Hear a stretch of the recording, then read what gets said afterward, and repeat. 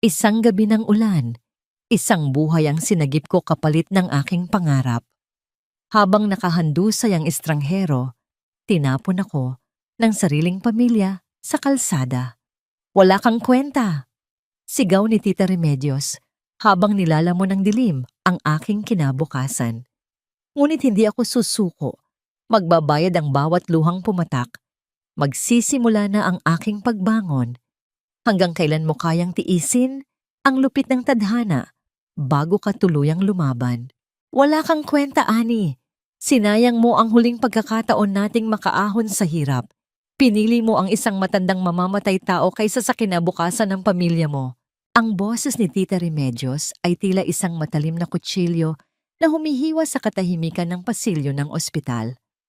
Sa kabilang dulo ng linya, maririnig ang paggalit na paghinga nito, puno ng puot at pagkamuhi. Hindi makapagsalita si Ani. Hawak niya sa kanyang nanginginig na kamay ang isang baso ng tubig na kabibili lang niya para sa estrangherong niligtas niya. Ang kanyang lumang uniforme ay marumi. May mga bahid ng alikabok at pawis mula sa pagkakaluhod sa sahig ng istasyon ng tren. Saka lamang napagtanto ni Ani ang bigat ng kanyang ginawa. Sa mga sandaling inaalagaan niya ang matandang lalaki, lumipas na ang oras ng kanyang huling tren. Ang scholarship interview na sana ay maglalapit sa kanya sa pangarap na maging doktor.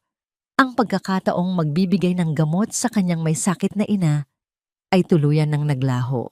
Ang boteng hawak niya ay dulas sa kanyang mga daliri, bumagsak at gumulong sa malamig na semento. Lumilikha ng isang hungkag na tunog na tila umaalingaw-ngaw sa kanyang pagkatao. Nararamdaman niya ang panunuyo ng kanyang lalamunan at ang bawat tibok ng kanyang puso ay tila isang mabigat na martilyo sa kanyang dibdib. Ang lahat ng sakripisyo niya, ang mga gabing walang tulog sa pag-aaral, ang pagtitipid sa bawat sentimo, ay naging abo sa loob lamang ng isang saglit. Tita, namamatay na po ang lalaki. Hindi ko siya kayang iwan, bulong ni Ani. Ang kanyang boses ay halos hindi marinig sa tindi ng iyak na pilit niyang tinitimpi. At ngayon, tayo naman ang mamamatay sa gutom. Alam mo bang huling linggo na natin sa bahay na ito? Ibinenta ko na ang lahat, Annie. Inasahan ko ang pera mula sa scholarship na yon para pambayad sa utang natin. Muling sigaw ni Remedios. Huwag na huwag kang magpapakita sa akin kung wala kang dalang pera. Doon ka na lang sa ospital tumira kasama ang matandang yan. Pinatay ni Remedios ang tawag. Ang tunog ng pagkaputol ng linya ay tila isang hatol ng kamatayan para kay Ani. Tumingin siya sa bintana ng ospital kung saan ang ulan ay nagsisimula nang bumuhos ng malakas. Ang mga patak ng tubig sa salamin ay tila mga luhang hindi na niya kayang ilabas. Napatitig siya sa kanyang sariling refleksyon sa madilim na salamin. Isang batang babaeng puno ng pangarap kaninang umaga. Ngunit ngayon ay tila isang ligaw na kaluluwa sa gitna ng kawalan. Bakit ang paggawa ng tama ay nagreresulta sa ganitong kalupit na parusa? Ito ba ang kapalit ng pagiging mabuti sa mundong ang tanging mahalaga ay ang sariling kapakanan? Naglakad siya pabalik sa silid kung nasaan ang matandang lalaki. Nakita niya itong nakahiga, napapalibutan ng mga makina na nagpapanatili sa kanyang buhay. Walang kamag-anak na dumating, walang kaibigang naghahanap. Sa gitna ng kanyang sariling bihag na damdamin, nakaramdam si Ani ng isang kakaibang koneksyon sa estrangherong ito. Pareho silang mag-isa. Pareho silang kinalimutan ng mundo sa mga sandaling ito. Lumapit siya at dahan-dahang hinawakan ang kulubot na kamay ng matanda. Sana po, maging sulit ang lahat ng ito. Mahinang sabi niya habang ang unang patak ng luha ay tuluyan nang kumawala sa kanyang mga mata. Kinabukasan, ang langit ay tila nakikiramay sa bigat na dinadala ni Ani. Sa bawat hakbang niya pauwi, ang kanyang mga paa ay tila gawa sa tingga. Hindi niya alam kung paano haharapin ang kanyang ina. Paano niya sasabihin na ang tanging liwanag sa dulo ng kanilang madilim na lagusan ay napatay na? Pagdating niya sa tapat ng kanilang maliit na bahay, nakita niya ang kanyang mga gamit na nakatambak sa labas, basang-basa ng ulan. Ang luma niyang maleta, ang kanyang mga libro, at ang tanging litrato ng kanyang yumaong ama ay nakalatag sa putikan. "Tita, ano po itong ginagawa niyo?" Sigaw ni Annie habang mabilis na nilalapitan ng kanyang mga gamit. Lumabas si Remedios mula sa pinto. May hawak na payong at isang mapang-aping ngiti sa kanyang mga labi. "Sabi ko sa'yo, huwag kang babalik dito kung wala kang pera. Nakahanap na ako ng bagong titira rito, yung marunong magpahalaga sa pagkakataon." "Pero ang nanay ko, nasaan si nanay?" tanong ni Annie. Ang kanyang buong katawan ay nanginginig sa takot at galit. "Nasa loob siya. Hinihimatay na naman sa sobrang stress dahil sa'yo. At kung gusto mo siyang makuha, bayaran mo muna ang lahat ng nagastos ko sa pamilyang ito sa loob ng 10 taon." Sa mga sandaling iyon, naririnig ni Annie ang isang malakas na kalabog mula sa loob ng bahay. Ang sigaw ng kanyang ina ay pumailan lang na sinundan ng isang nakakabingang katahimikan. Hindi na nag-isip si Annie. Pilit niyang itinulak ang pinto, ngunit hinarangan siya ni Remedios. "Umalis ka na rito, malas ka. Mula ngayon, wala ka ng pamilya."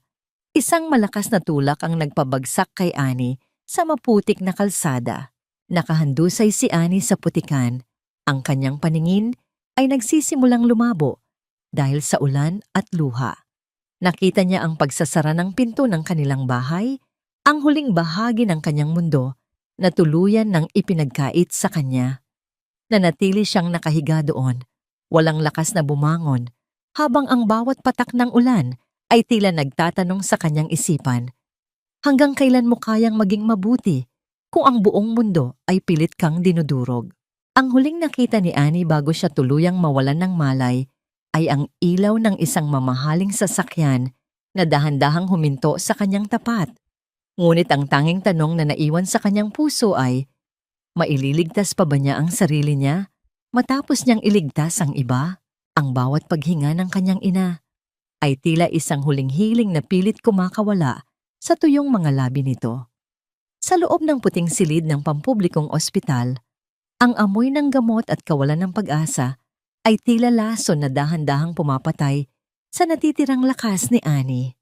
Nakaupo siya sa gilid ng kama, pinagmamasdan ng maputlang mukha ni Nanay Elena, habang ang kanyang sariling mga kamay ay puno pa rin ng galos at dumi mula sa pagkakahandusay sa ulan kagabi.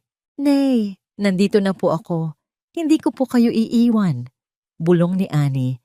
Ang kanyang boses ay nanginginig sa pagod. Ngunit ang tanging sagot sa kanya ay ang mahinang tunog ng makinang nagbabantay sa tibok ng puso ng kanyang ina. Isang ritmong tila nagbibilang ng bawat sentimong wala sila. Ang katahimikan ay binasag ng marahas na pagbukas ng pinto. Ang tunog ng pagtama ng kahoy sa semento ay yumanig sa buong silid na tila isang babala ng paparating na bagyo. Pumasok si Tita Remedios, hindi upang magtanong tungkol sa kalagayan ng kanyang kapatid, kundi upang maghasik muli ng puot.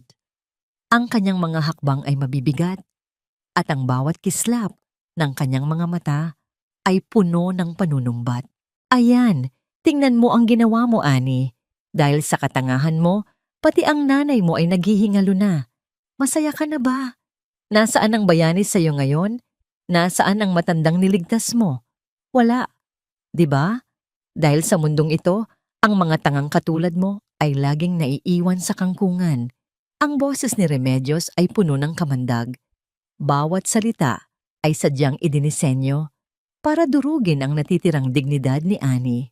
"Tita, pakiusap. Nasa ospital po tayo. Huwag niyo pong gawin ito kay nanay." Pagmamakaawa ni Annie, ang kanyang mga mata ay nakatitig sa sahig. Hindi kayang tignan ang malupit na mukha ng kanyang kamag-anak. "Huwag akong pangaralan, bata ka. Alam mo ba kung magkano ang utang na iniwan sa akin ng nanay mo para lang mapag-aral ka? At ngayon, wala kang scholarship. Isang basura ka lang sa buhay namin, Annie. Isang malaking malas." Lumapit si Remedios at marahas na hinablot ang maliit na bag ni Annie. "Ito na lang ang natitira sa inyo. Kukunin ko na ito bilang pambayad sa inistorbo mo sa akin kagabi. Huwag po, tita. Nariyan po ang huling pera namin pambili ng gamot ni nanay. Ngunit isang malakas na tulak ang naging sagot ni Remedios. Ang pagbagsak ni Annie sa gilid ng bakal na kama ay naglikha ng isang mapurol na tunog ng pagtama ng buto sa metal. Habang iniinda ang sakit sa kanyang balikat, nakita ni Annie kung paano kinuha ni Remedios ang tanging alahas na suot ng kanyang ina, ang isang lumang singsing na ginto, ang huling alaala ng kanyang ama. Ang paghila ni Remedios sa mahinang kamay ni Elena ay tila isang paglapastangan sa isang banal na bagay. Ito ay sa akin na, huwag kang mag-alala. Hindi ka na muling makakatapak sa bahay ko. Mabulok kayo rito sa ospital. Huling hirit ni Remedios bago siya lumabas. Ang tunog ng kanyang mga takong ay dahan-dahang naglaho sa pasilyo. Iniiwan si Annie sa gitna ng isang gumuhong mundo. Nanatiling nakaluhod si Annie sa sahig. Ang kanyang mga kamay ay nakakuyom hanggang sa bumaon ang kanyang mga kuko sa sariling palad. Ang hapdi ng kanyang katawan ay wala pa sa kalahati ng pait na nararamdaman ng kanyang puso. Ngunit sa gitna ng kadiliman, isang dahan-dahang paggalaw ang kumuha ng kanyang atensyon. Ang isang nurse na kanina pa nakasaksi sa pangyayari ay lumapit sa kanya. May hawak na maliit na baso ng tubig at isang mainit na kumot. Huwag kang mawalan ng pag-asa, iha. Nakita ko kung paano mo inalagaan ang matandang lalaki kagabi. Ang kabutihan ay hindi nakakalimutan ng langit. Mahinang sabi ng nurse habang tinutulungan si Annie na tumayo. Ang haplos ng nurse sa kanyang balikat ay tila isang himala, isang maliit na patunay na mayroon pa ring kabutihan sa gitna ng kalupitan. Doon lamang napansin ni Annie ang isang bagay na nakasabit sa kanyang bulsa, isang maliit na singsing na may kakaibang disenyo na tila naiwan sa kanyang palad nung hinahawakan niya ang kamay ni Daniel sa istasyon. Hindi ito ginto, hindi ito mukhang mahal, ngunit meron itong mga nakaukit na titik na hindi niya maunawaan. Ang kinang nito sa ilalim ng ilaw ng ospital ay tila isang lihim na pangako. Lumabas si Annie sa ospital ng gabing iyon upang maghanap ng anumang trabahong pwedeng pasukan. Ang bawat tindahan na kanyang nilalapitan ay nagsasara ng pinto sa kanyang mukha. Ang kanyang hitsura, marumi, maputla at mukhang desperada ay tila isang babala para sa iba na huwag siyang lapitan. Naglakad siya sa mga madidilim na eskinita ng lungsod. Ang tanging kasama ay ang tunog ng sarili niyang mga hakbang na tila naghahanap ng direksyon sa gitna ng kawalan.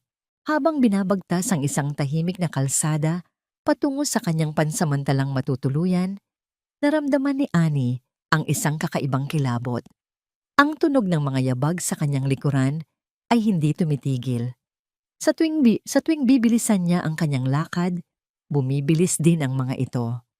Ang bawat anino sa pader ay tila nagiging isang halimaw na handang lumamon sa kanya.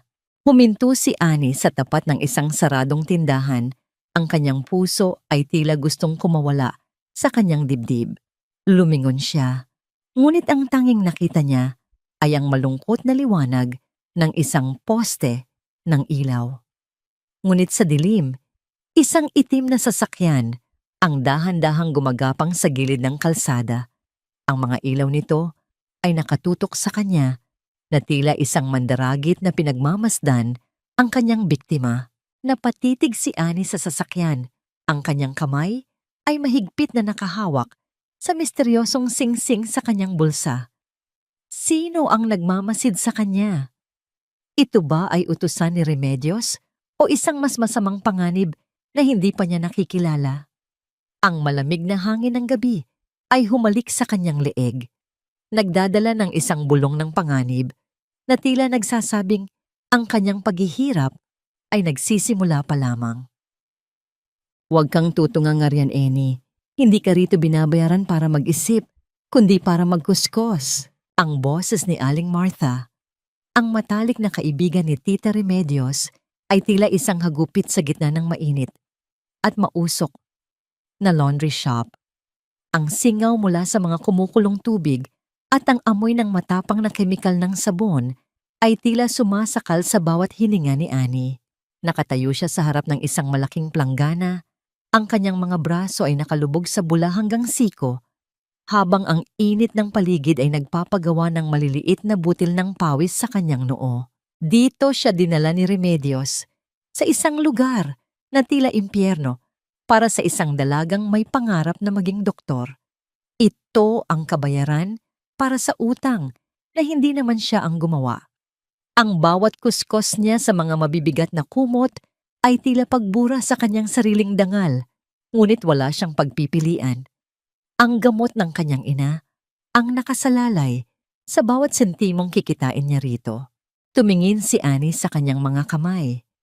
Ang balat ay nagsisimula ng mamula at magbalat dahil sa matapang na lason ng sabon. Ang bawat sugat ay humahapdi sa tuwing nababasa, ngunit pilit niyang tinitiis ang kirot. Nararamdaman niya ang panghihina ng kanyang mga tuhod, ang pagbigat ng kanyang mga talukap, ngunit ang imahe ng kanyang inang nakahiga sa ospital ang nagsisilbing tanging lakas niya. Habang ang bawat patak ng pawis ni Annie ay naglalaho sa mainit na singaw ng laundry shop, sa kabilang bahagi ng lungsod, isang kakaibang katahimikan ang namamayani sa loob ng isang marangyang VIP room. Dahan-dahang iminulat ni Daniel Whittaker ang kanyang mga mata. Ang puting kisame at ang amoy ng mamahaling pabango ay malayo sa amoy ng kalye kung saan siya huling nawalan ng malay.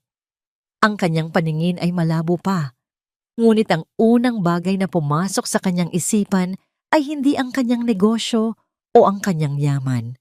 Ito ay ang mukha ng isang batang babae, ang kanyang anghel na may malungkot na mga mata at malamig na kamay na humawak sa kanya sa gitna ng dilim. Nasaan siya? Mahinang tanong ni Daniel. Ang kanyang boses ay paos at tila nanggagaling sa kailaliman ng lupa. Sino po, Sir Daniel? Mabilis na tugon ng kanyang sekretarya na si Marcus, na kanina pa nagbabantay sa gilid ng kama. Ang batang babae ang nagdala sa akin dito. Hanapin niyo siya, Marcus. Huwag kayong hihinto hanggat hindi niyo siya natatagpuan. Utang ko sa kanya ang buhay ko. Ang utos ni Daniel ay puno ng awtoridad sa kabila ng kanyang panghihina. Sa kanyang isipan, hindi niya malilimutan ang pakiramdam ng pag-asang ibinigay sa kanya ng estrangherong iyon. Isang bagay na hindi nabibili ng kahit anong halaga ng salapi. Balik sa laundry shop, ang gabi ay malalim na, ngunit ang trabaho ni Annie ay tila walang katapusan. Habang ang lahat ay natutulog na, siya ay abala pa rin sa pagtutupi ng mga bagong labang damit. Kinuha niya ang kanyang lumang cellphone at tinawagan ng nurse sa ospital upang kumustahin ang kanyang ina. Habang hinihintay ang sagot, nagsimulang humuni si Annie ng isang malambing na himig. Ang saugoy ng duyan ay dahan-dahang lumabas sa kanyang mga labi. Isang oyayi na dati ay kinakanta sa kanya ng kanyang ina. Ang kanyang boses ay mahina. Tila isang bulong sa gitna ng ingay ng mga makinang labandera. Ngunit puno ito ng pagmamahal na tila kayang tumagos sa mga pader ng ospital. Ang pag-awit na ito, ang tanging paraan niya upang maramdaman na hindi siya mag-isa, na sa bawat nota ay kayakap niya ang kanyang ina sa diwa. Nay, magpakatatag po kayo. Malapit na akong matapos dito. Bulong niya sa telepono bago ito ibaba. Habang ang isang patak ng luha ay mabilis na pinunasan ng kanyang basang braso. Ngunit sa gitna ng kanyang pag-aayos, ang kanyang paningin ay napunta sa isang lumang dyaryo na ginamit na pambalot ng mga gamit ni Aling Martha. Ang malaking headline sa harapang pahina ay tila sumigaw sa kanya. Bilanggo ng sariling yaman, Daniel Whittaker, nawawala pa rin. Nanlaki ang mga mata ni Annie. Ang larawan sa dyaryo ay ang matandang lalaking inalagaan niya sa ospital. Ang lalaking tinawag ni Tita Remedios na matandang mamamatay tao at pabigat ay isa palang bilyonaryo na hinahanap ng buong bansa. Nanginginig ang mga kamay ni Annie habang hinahawakan ang punit-punit na papel. Sa bawat salitang kanyang binabasa, ang katotohanan ay tila isang kidlat na tumama sa kanyang puso. Ang taong iniligtas niya ay ang susi sa lahat ng kanyang mga pangarap, ngunit kasabay nito, isang malaking takot ang namuo sa kanyang dibdib. Bakit itinago ni Remedios ang katotohanan? Ano ang kinalaman ng kanyang pamilya sa taong ito na tila may malalim na galit ang kanyang tiyahin? Ang katahimikan ng gabi ay muling nabasag nang marinig ni Annie ang mga yabag ni Aling Martha na pababa ng hagdan. Mabilis niyang itinago ang dyaryo sa ilalim ng tumpok ng mga damit. Ngunit ang kanyang puso ay patuloy na kumakabog ng malakas. Bakit gising ka pa? May tinatago ka ba rito? Ang tanong ni Aling Martha ay puno ng hinala, habang ang kanyang mga mata ay tila naghahanap ng anumang pagkakamali ni Annie.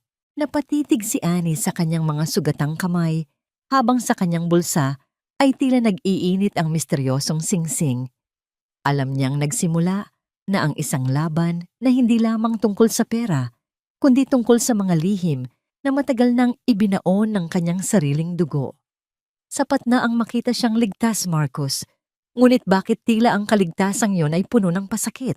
Ang tinig ni Daniel Whittaker ay mababa at puno ng pait, habang nakamasid siya mula sa bintana ng kanyang itim na sasakyan. Ang mga salamin nito ay sadyang ginawang madilim upang walang makakita sa loob, ngunit para kay Daniel, ang labas ay tila isang malinaw na entablado ng paghihirap. Nakaparada sila sa tapat ng laundry shop ni Aling Martha, isang lugar na tila nilulumot na ng kahirapan at kawalan ng pag-asa. Sa loob ng shop, nakita ni Daniel si Annie. Ang kanyang anghel ay hindi na suot ang malinis na uniforme ng unibersidad. Ngayon, suot niya ay isang lumang sando at kupas na pantalon, habang ang kanyang buhok ay gulo-gulo dahil sa init. Nakita ni Daniel ang bawat paggalaw ng mga braso ni Annie, ang pagbuhat ng mabibigat na timba, ang pagpiga sa mga kumot na tila doble ang bigat sa kanyang maliit na pangangatawan. Ngunit ang pinakamasakit para kay Daniel ay ang makita ang mga kamay ni Annie. Mula sa malayo, bakas ang pamumula ng kanyang mga balat, ang mga sugat na dulot ng matapang na sabon na tila unti-unting kumakain sa kanyang pagkatao. Naramdaman ni Daniel ang isang matinding kirot sa kanyang sariling dibdib, isang pakiramdam na mas masakit pa kaysa sa atake sa puso na naranasan niya sa istasyon. Gusto niyo na po bang bumaba, Sir Daniel? Maari nating tapusin ang lahat ng ito ngayon din. Bulong ni Marcus, ang kanyang kamay ay nasa manibela. Handang kumilos sa isang senyas lang ng kanyang amo. Huwag muna, Marcus.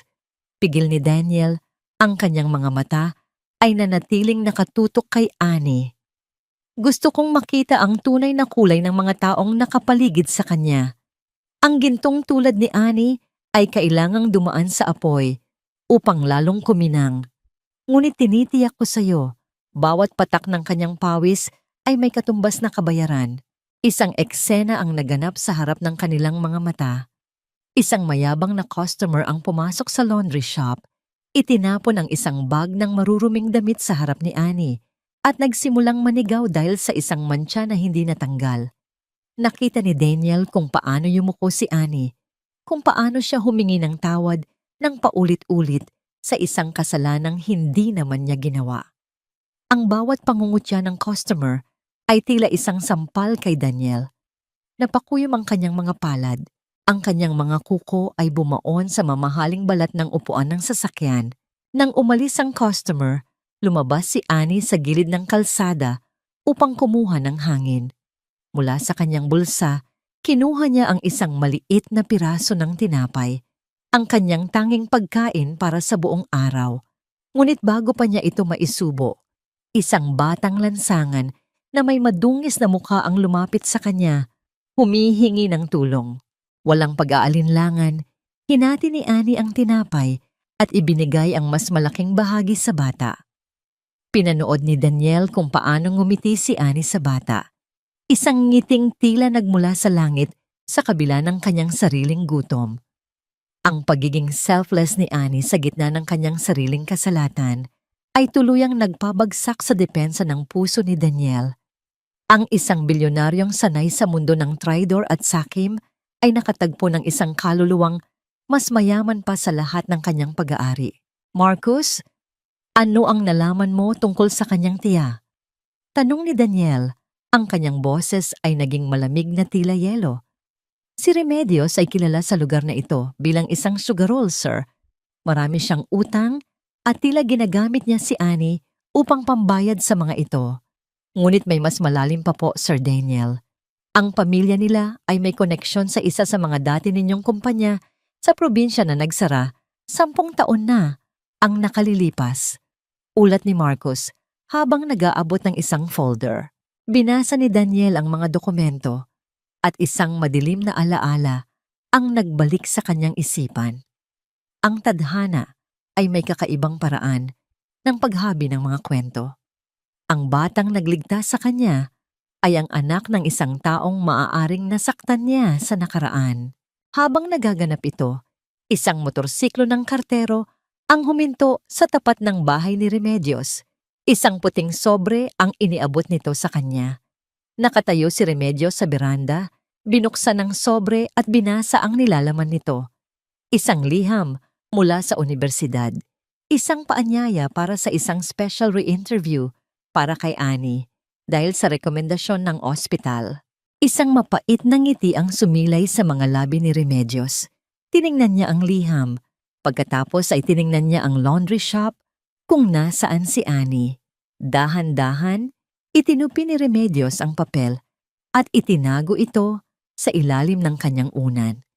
Hindi ka na aalis dito, Annie. Bulong ni Remedios sa hangin. Ang kanyang boses ay puno ng kasamaan. Habang may pakinabang ka pa sa akin, mananatili kang alipin sa putik na ito. Sa loob ng itim na sasakyan, nakita ni Daniel ang kilos ni Remedios. Hindi man niya narinig ang sinabi nito. Naramdaman niya ang masamang balak ng babae. Tumingin muli si Daniel kay Annie, na ngayon ay bumalik na sa loob upang magtrabaho sa ilalim ng mainit na singaw ng laundry shop. Ang laro ay nagsisimula pa lamang, Remedios, sabi ni Daniel sa kanyang sarili. Ngunit hindi mo alam na ang aliping inaapi mo ay may isang hari na nakabantay sa kanyang likuran. Dahan-dahang umandar ang itim na sasakyan na tila isang anino na naglalaho sa dilim. Iniiwan si Annie sa gitna ng kanyang paghihirap habang ang liham na sana ay magliligtas sa kanya ay unti-unting nilalamon ng kawalan sa ilalim ng unanong kanyang sariling tiyahin. Isang pirasong papel lang ito, ngunit ito ang magsisilbing tanikala na hihila sa iyo pabalik sa putikan, Annie. Ang tinig ni Remedios ay malamig at puno ng pagngangalit. Habang binabasa niya ang liham sa ilalim ng malamig na liwanag ng bukang liwayway. Hawak niya ang puting sobre na may selyo ng universidad. Isang paanyaya para sa isang espesyal na panayam. Ayon sa sulat, narinig ng dekano ang tungkol sa kabayanihang ginawa ni Annie sa istasyon at nais nilang bigyan siya ng pangalawang pagkakataon para sa scholarship. Sa kabilang silid, naririnig ang mahinang tunog ng pagwawalis ni Annie. Kahit puyat mula sa laundry shop, pinipilit niyang ayusin ang bahay bago magising ang kanyang tita. Ang miyamiyang ito ay tila isang tinik sa lalamunan ni Remedios. Habang ang bata ay nagsasakripisyo para sa pamilya, ang matanda ay nagpaplano kung paano ito tuluyang sisirain. Para kay Remedios, ang edukasyon ni Annie ay nangangahulugan ng paglaya nito at ang paglaya ni Annie ay nangangahulugan ng pagkawala ng kanyang gatasan ng pera. Dahan-dahang naglakad si Remedios patungo sa maliit na altar sa sulok ng sala. Sa harap ng mga estatwa ng mga santo, kinuha niya ang isang posporo. Walang bahid ng takot o pag-aalinlangan, sinindihan niya ang apoy. Pinanood niya kung paano nilalamon ng pulang liyab ang puting papel. Ang bawat titik na bumubuo sa pangalan ni Annie ay dahan-dahang nagiging itim na abo. Lumilipad sa hangin na tila mga pangarap na hiningan Nang huling hininga, "Dito ka lang sa piling ko, Ani. Dito ka lang sa dilim." Bulong ni Remedios habang itinatapon ang mga labi ng liham sa basurahan sa ilalim ng lababo. Pagkalipas ng ilang oras, pumasok si Ani sa kusina upang kumuha ng tubig. Napansin niya ang kakaibang amoy ng nasunog na papel na humahalo sa amoy ng kape. Ang kanyang puso ay biglang kumaba. Sa kanyang pagyuko upang itapon ang isang dumi, nahuli ng kanyang paningin ang isang maliit na bahagi ng papel na hindi tuluyang natupok. Dahan-dahan niyang pinulot ang pirasong yon. Ang kanyang mga kamay ay nagsimulang manginig nang mabasa niya ang mga natitirang salita. Scholarship, Annie, University. Tila huminto ang mundo para kay Annie. Ang hangin sa kanyang paligid ay naging mabigat at ang bawat tibok ng kanyang puso ay naging isang masakit na paalala ng kataksilan. Ang liham na kanyang hinihintay, ang pagkakataong ipinagdasal niya gabi-gabi, ay narito na sana. Ngunit pinatay ito ng mismong taong tinatawag niyang kapamilya. Hindi siya sumigaw, hindi siya umiyak ng malakas. Ang sakit na nararamdaman niya ay higit pa sa kayang ilabas ng anumang tunog.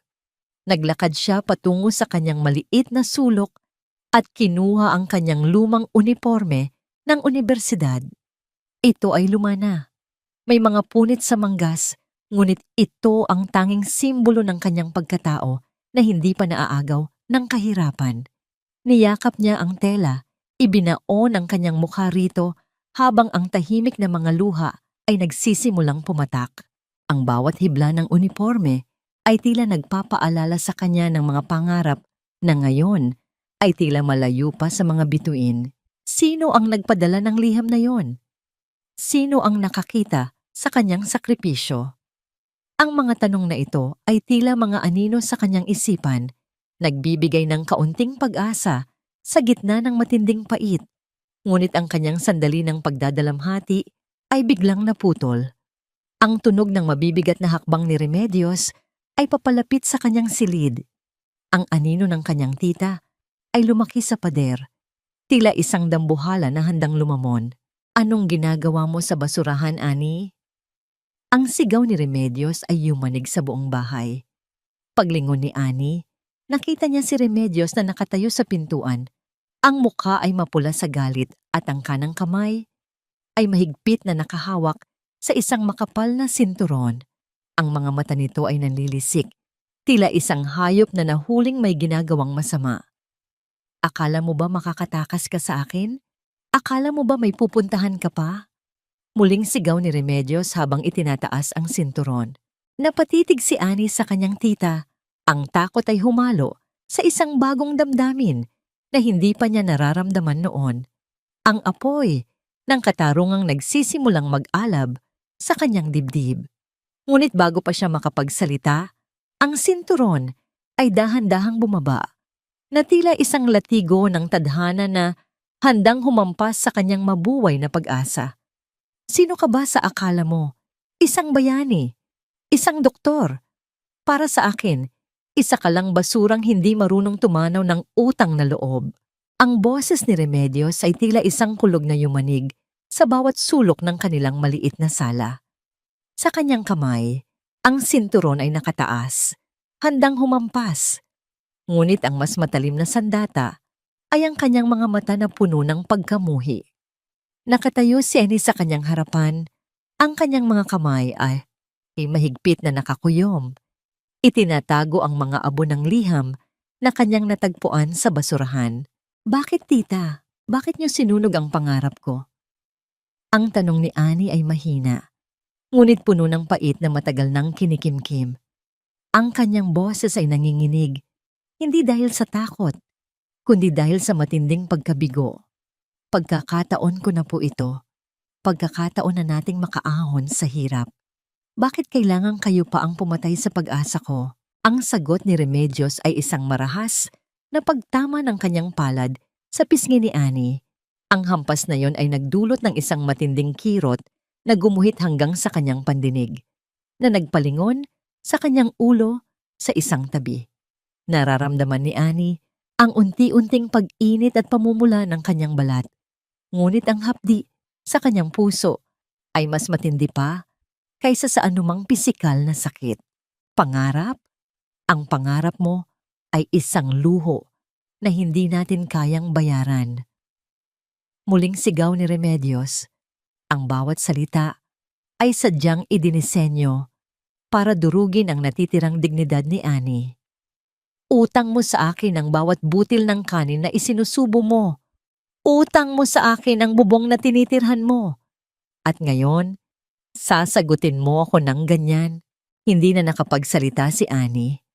Ang bawat salita ng kanyang tita ay tila mga pako na ibinabaon sa kanyang pagkatao. Tumingin siya sa kanyang paligid. Ang bahay na itinuturing niyang tahanan ay tila naging isang madilim na kulungan. Ang mga alaala ng kanyang ama, ang pagsasakripisyo ng kanyang ina, ang lahat ng ito ay tila binababoy ng kasakiman ng babaeng nasa kanyang harapan. Dahan-dahang tumalikod si Annie. Hindi niya kinuha ang kanyang mga gamit. Hindi niya kinuha ang kanyang maleta. Ang tanging dala niya ay ang kanyang lumang uniforme na nakasabit sa kanyang braso at ang misteryosong singsing sa kanyang bulsa. Sa bawat hakbang niya patungo sa pinto, nararamdaman niya ang pagbigat ng kanyang dibdib na tila may isang malaking bato na nakadagan dito. Sige, umalis ka. Tingnan natin kung saan ka pupulutin. Ang huling hirit ni Remedios ay tila isang sumpa na humahabol sa kanya habang lumalabas siya sa pinto. Tumakbo si Annie. Hindi niya alam kung saan siya pupunta. Ang ulan ay nagsisimula na namang bumuhos. Ang bawat patak ay tila mga karayom na tumutusok sa kanyang balat. Ang bawat hakbang niya sa madulas na kalsada ay puno ng desperasyon.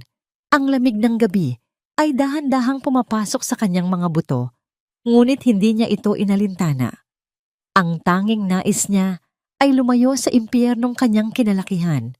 Natagpuan na lamang ni Annie ang kanyang sarili sa istasyon ng tren kung saan nagsimula ang lahat. Ang lugar na ito ay tahimik. Ang tanging maririnig ay ang pag-agos ng tubig mula sa bubong patungo sa riles ng tren na lumilikha ng isang malungkot at paulit-ulit na ritmo. Umupo siya sa parehong bangko kung saan niya unang nakita ang matandang si Daniel. Dito, sa gitna ng kadiliman at lamig, tuluyan ng bumuhos ang mga luhang kanina pa niya tinitimpi. Ang bawat hikbi ay tila isang pagpapakawala sa lahat ng sakit, lahat ng pait, at lahat ng kawalan ng katarungan na kanyang naranasan. Niyakap niya ang kanyang sarili, ang kanyang katawan ay nanginginig sa matinding ginaw at emosyon. Sa mga sandaling ito, naramdaman ni Annie ang isang matinding pangungulila sa kanyang ina, na ngayon ay malayo sa kanya at walang kalaban-laban sa ospital. Diyos ko, tulungan niyo po ako. Ang tanging dalangin na lumabas sa kanyang mga labi, isang bulong na tila naglalaho sa ihip ng hangin. Sa gitna ng kanyang pag-iyak, isang kakaibang liwanag ang tumama sa kanyang mga mata. Ang tunog ng dahan-dahang pag-ikot ng mga gulong sa basang semento ay kumuha sa kanyang atensyon. Isang itim na sasakyan ang marahang huminto sa tapat ng istasyon. Ang mga ilaw nito ay tila dalawang mata na nakatitig sa kanya sa gitna ng kadiliman. Bumukas ang pinto ng sasakyan. Isang anino ang lumabas. May hawak na payong upang protektahan ang kanyang sarili sa ulan. Ang bawat hakbang ng taong ito ay dahan-dahan, tila may kasamang pag-aalinlangan at pag-iingat. Huminto ang anino sa tapat ni Annie. Ang dulo ng payong ay tila nagsisilbing proteksyon para sa kanya mula sa ulan. Annie, ikaw ba yan? Ang boses ay pamilyar. Mahina ito ngunit may dalang init na tila kayang tunawin ang yelong bumabalot sa puso ni Annie. Inangat ni Annie ang kanyang ulo, ang kanyang mga mata ay naniningkit dahil sa liwanag at luha. Sa kanyang harapan, nakita niya ang isang matandang lalaki na maayos ang pananamit, ngunit ang mga mata ay puno ng pag-aalala at pagkilala. Napatigil ang tibok ng puso ni Annie. Ang pagkakataong ito, ang pagkikita nilang muli sa gitna ng kanyang pinakamadilim na sandali ay tila isang sagot sa kanyang dalangin. Ngunit kasabay nito, isang tanong ang muling bumangon sa kanyang isipan. Ito ba ang simula ng kanyang kaligtasan o isang panibagong pagsubok na kailangan niyang harapin? Ang ulan ay patuloy na bumubuhos na tila hinuhugasan ang pait ng nakaraan mula sa malamig na semento ng istasyon. Tumingala si Annie. Ang kanyang mga mata ay nanlalaki sa pagkabigla habang pinagmamasdan ang matandang lalaki sa kanyang harapan. Ang huling beses na nakita niya ito, nakahandusay ito sa sahig, maputla at nag-aagaw buhay. Ngayon, nakatayo ito ng tuwid. May hawak na payong na nagpoprotekta sa kanya mula sa malamig na gabi.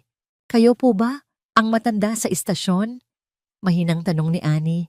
Ang kanyang boses ay nanginginig dahil sa ginaw at takot. Ang mamahaling damit ng lalaki ay tila isang babala na ang taong nasa harapan niya ay hindi isang pangkaraniwang estranghero. Ngumiti ng bahagya si Daniel. Ang kanyang mga mata ay nagpapakita ng isang malalim na paggalang na matagal nang hindi nararamdaman ni Annie mula sa sinuman.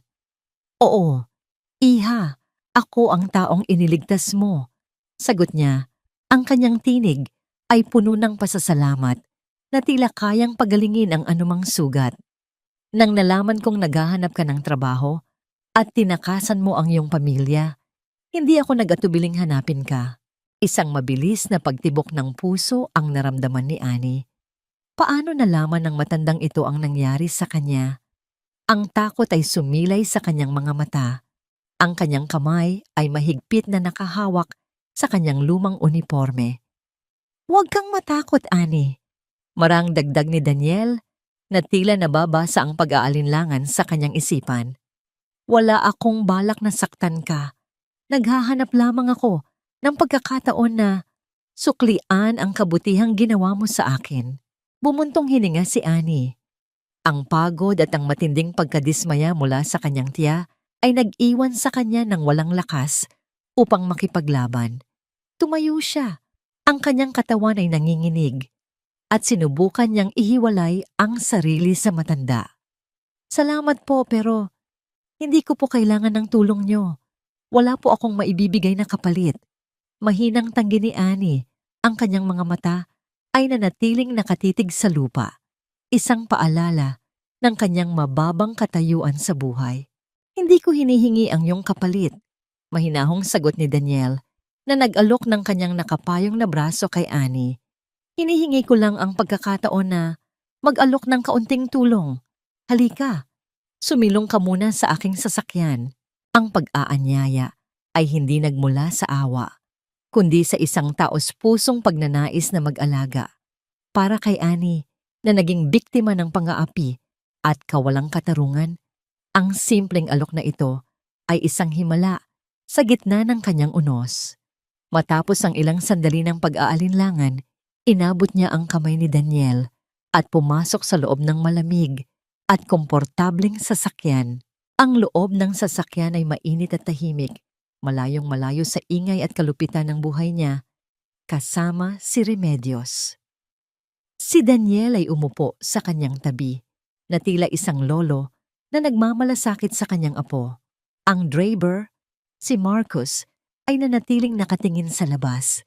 Iniiwan silang dalawa sa kanilang sariling espasyo ng kapayapaan. Naisip ko na marahil ay kailangan mo ng mainit na pagkain at lugar na masisilungan, lalo na't gabi na, sabi ni Daniel. Mayroon akong alam na isang lugar na marahil ay pamilyar sa'yo. Dinala ni Daniel si Annie sa isang maliit, kilalang karinderya sa gilid ng kalsada, ang uri ng lugar kung saan siya karaniwang kumakain kapag may natitirang pera mula sa kanyang pangaraw-araw na kita. Ang amoy ng mainit na sabaw at nilagang baka ay pumuno sa hangin, nagdadala ng isang pamilyar na init sa puso ni Annie. Umupo sila sa isang simpleng mesa at si Daniel ay nag-order ng pinakamasarap na pagkain sa menu. Habang hinihintay ang kanilang pagkain, Kinuha ni Annie ang misteryosong singsing mula sa kanyang bulsa at tinitigan ito. Ang mga nakaukit na titik ay tila nagtatago ng isang lihim, isang bahagi ng kwento ni Daniel na hindi pa niya alam. Nahanap ko po ito sa palad ko noong nakita ko kayo sa istasyon. Mahinahong sabi ni Annie, inilalagay ang singsing sa gitna ng mesa. Marahil ay sa inyo po ito. Tumitig si Daniel sa singsing. Ang kanyang mga mata ay biglang naging malungkot, puno ng alaala ng isang nakaraan na pilit niyang inililibing. Kinuha niya ang singsing, hinawakan ito ng may pagmamahal at dahan-dahang ngumiti. Ito ang singsing ng asawa ko. Pumanaw na siya, maraming taon na ang nakalipas. Ang kanyang memorya ay tila nakadikit sa bawat sulok ng singsing na ito. Nagtataka ako kung bakit iniwan ko ito sa palad mo. Habang nag-uusap sila, inilatag ng waiter ang kanilang pagkain. Para kay Annie, ang bawat kagat ay isang sandali ng pagkalimot sa sakit.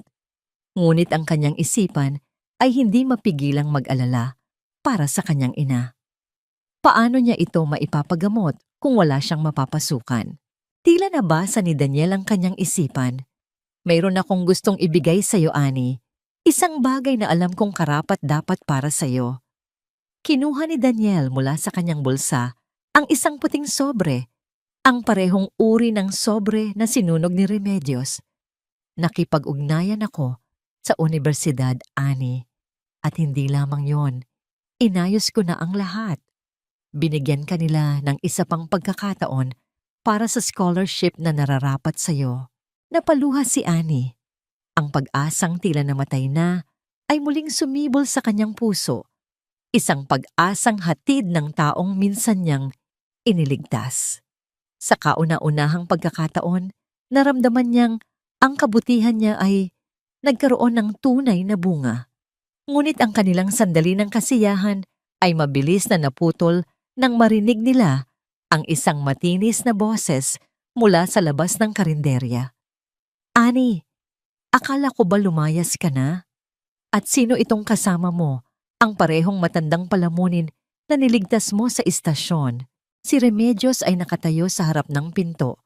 Ang kanyang mga mata ay nanlilisik sa galit, na tila isang nagbabagang apoy na handang tupukin ang anumang natitirang kaligayahan ni Annie.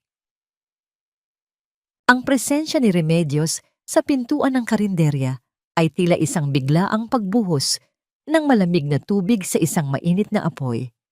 Ang kanyang malakas na boses ay kumuha ng atensyon ng lahat ng kumakain na naging dahilan upang huminto ang mga tao sa kanilang ginagawa at lumingon sa kanilang direksyon. Ang mga mata ni Remedios ay tila naglalabas ng lason. Ang kanyang mukha ay pumula sa matinding galit at pandidiri. Napatayo si Annie. Ang takot na matagal na niyang ibinaon ay muling sumibol. Tita, ano pong ginagawa niyo rito? Mahinang tanong niya. Ang kanyang mga kamay ay nanginginig habang pilit na pinoprotektahan ang sobrang ibinigay ni Daniel. Anong ginagawa ko rito? Sinusundan ng isang walang utang na loob na pamangkin. Sigaw ni Remedios, ang bawat salita ay sadyang nilalakas upang marinig ng buong karinderya. Naglakad siya papalapit sa mesa. Ang kanyang takong ay lumilikha ng matatalim na tunog sa sahig. Tiningnan niya si Daniel mula ulo hanggang paa. Ang kanyang mga mata ay naniningkit sa pag-alipusta. Kahit na nakasuot si Daniel ng mamahaling damit para kay Remedios, siya pa rin ang matandang pabigat na naging dahilan ng pagkawala ng pera. At ikaw, idinuro ni Remedios si Daniel. Ang kanyang daliri ay halos tumama sa mukha ng matanda. Ikaw ang dahilan kung bakit nagkagulo ang buhay namin. Isang matandang madungis na walang ibang ginawa kundi maging pabigat sa lipunan. Dahil sa'yo, nawala ang pambayad namin sa utang. Wala kang kwenta. Nanatiling kalmado si Daniel. Ang kanyang mukha ay walang emosyon, ngunit sa likod ng kanyang kalmadong anyo ay isang nag-aapoy na galit para sa babaeng ito na patuloy na pinapahirapan ang taong nagligtas sa kanya. Sa halip na sumagot, ininom ni Daniel ang kanyang tubig. Isang tahimik na pagpapakita ng kawalan ng paggalang sa mga salita ni Remedios. Ang katahimikang ito ay mas lalong nagpagalit kay Remedios. Aba, at may gana ka pang baliwalain ako. Alam mo ba kung magkano ang utang namin dahil sa inyong dalawa? Hindi na makapagpigil si Annie. Ang kanyang pagiging maamo ay napalitan ng isang biglaang tapang. Humakbang siya sa harap ni Daniel. Itinatago ang matanda sa likod ng kanyang maliit na katawan. Tama na po, tita. Huwag niyo po siyang idamay rito. Wala po siyang kasalanan. Ako ang nagdesisyon na tulungan siya. Kaya ako ang sisihin niyo. Ang pagtatanggol ni Annie sa isang estranghero laban sa sarili niyang dugo ay nagpalala sa sitwasyon. Ilang tao sa karinderya ang kumuha ng kanilang mga cellphone. Sinimulang i-record ang iskandalong nagaganap.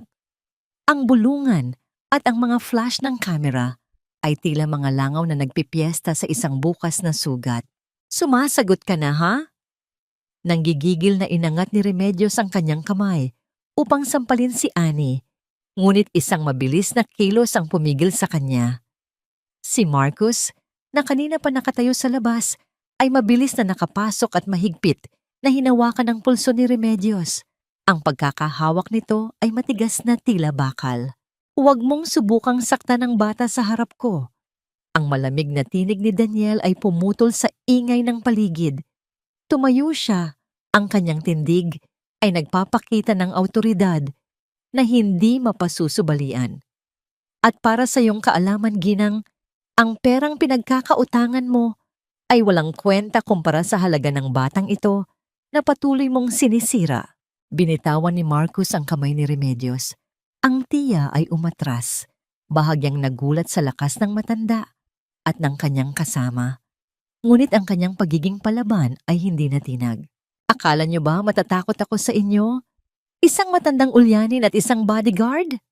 Tawa ni Remedios, isang tunog na puno ng pagkadesperada at kasamaan. Binaling niya ang kanyang tingin kay Annie.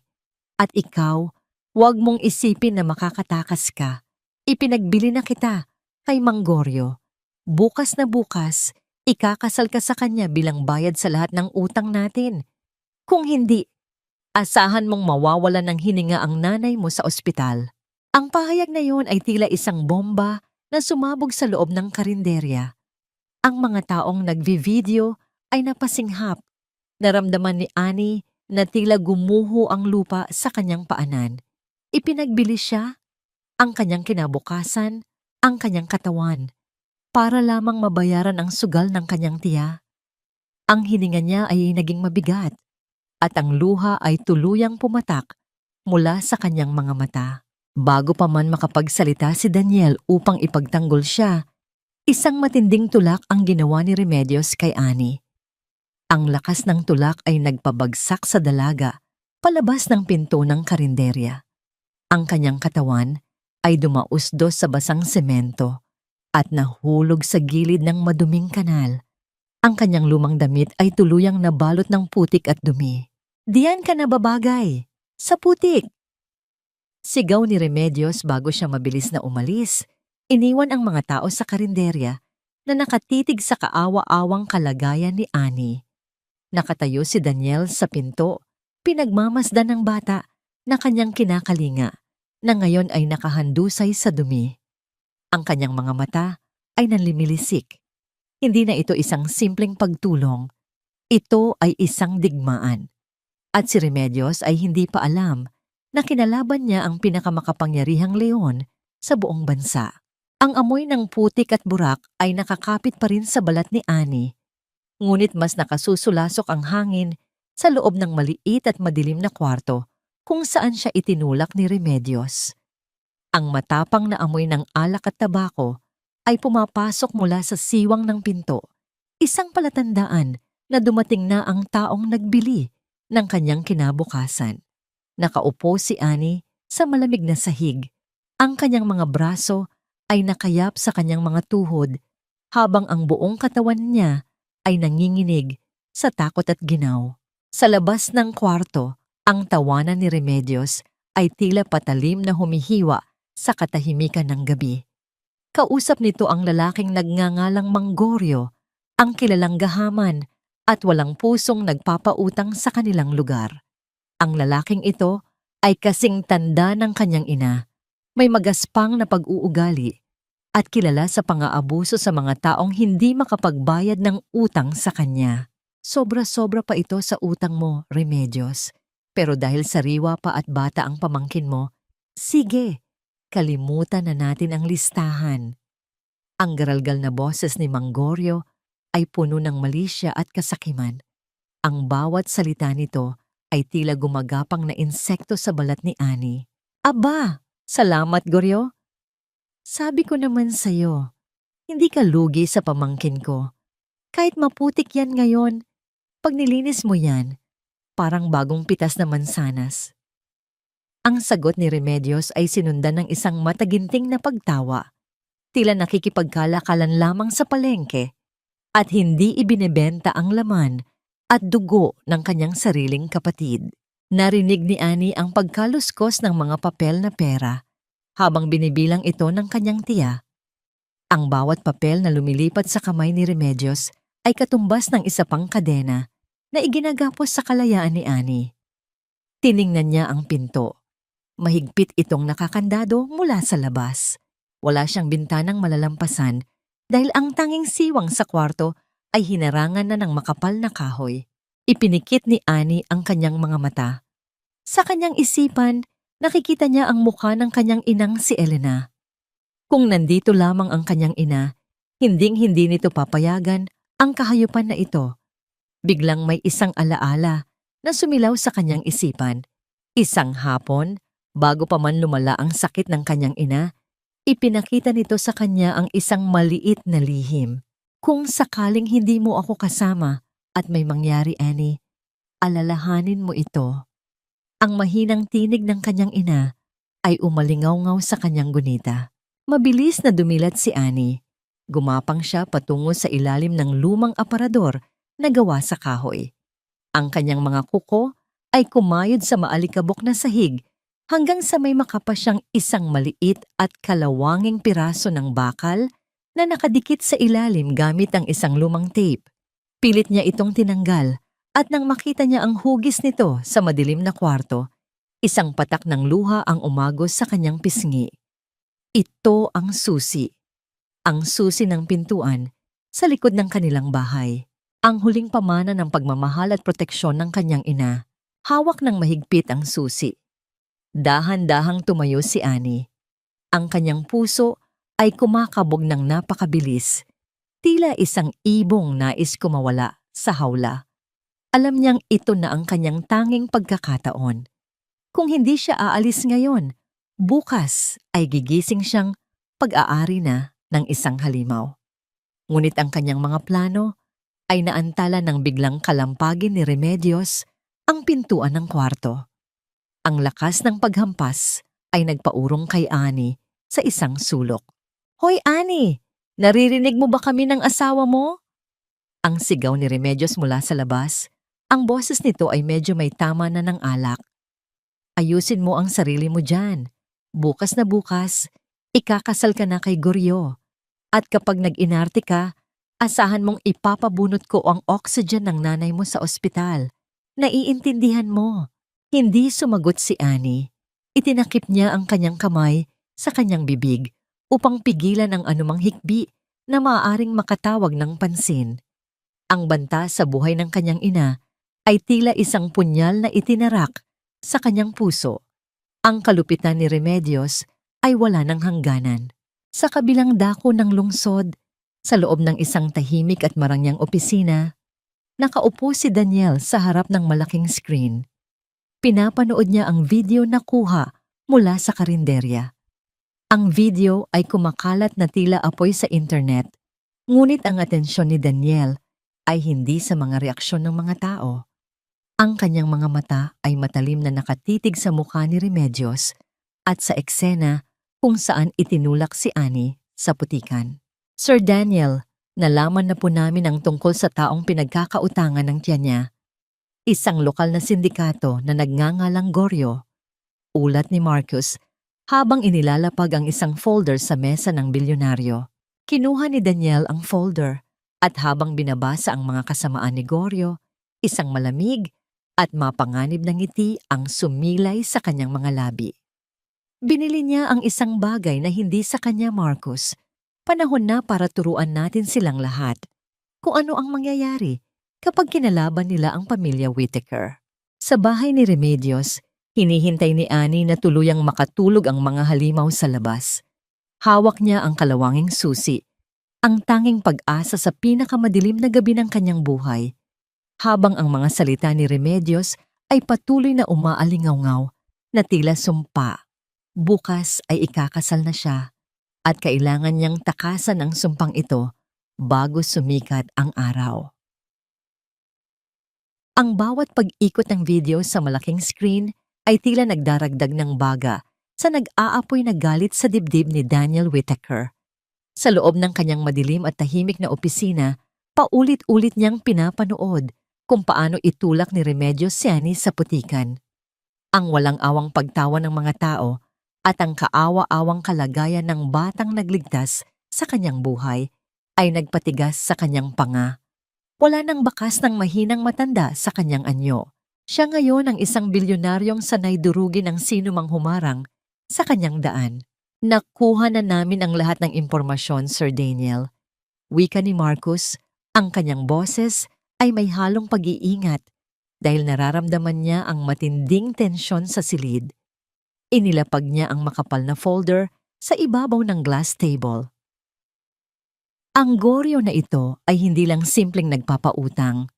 May hawak siyang illegal gambling din at sangkot sa human trafficking. Kaya malakas ang loob ni Remedios dahil alam niyang protektado si Goryo ng isang mataas na opisyal sa pulisya. Isang nagngangalang Chief Inspector Vargas ang tumatanggap ng lagay buwan-buwan. Tumitig si Daniel sa mga dokumento. Ang kanyang mga mata ay kasing lamig ng yelo. Ang isang lihim na koneksyon sa loob ng pulisya ay nagpapaliwanag kung bakit walang nakukulong sa mga ginagawa ni Goryo. Ngunit para sa isang Whittaker, ang mga tiwaling opisyal ay mga langgam lamang na madaling tapakan. Bilhin mo ang lahat ng utang ni Remedios. Kunin mo ang titulo ng lupa nila, ang laundry shop, at lahat ng negosyo ni Goryo bago sumikat ang araw. Ipasara ang lahat ng operasyon nila.